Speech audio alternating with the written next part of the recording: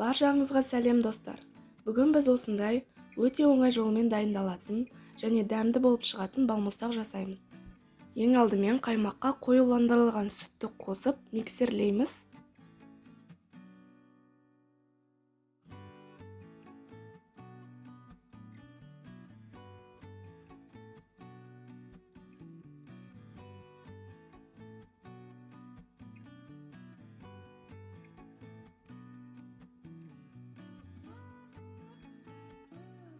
Осылай жақсылап миксерлеп болған соң, осындай контейнерге саламыз.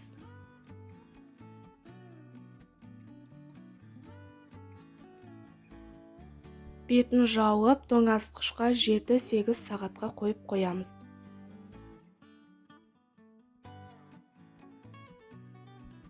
Міне балмұздақ дайын болды. Енді қасықты ыстық суға батырып, осылай балмұздақты домалақ қылып аламыз. Міне балмұздақ дайын болды.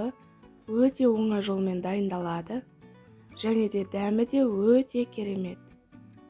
Міндетті түрде дайындап көріңіздер. Сіздерге ұнайтынына сенімдімін. Жаңа рецептерді жіберіп алмау үшін менің арнама тіркеліңіздер.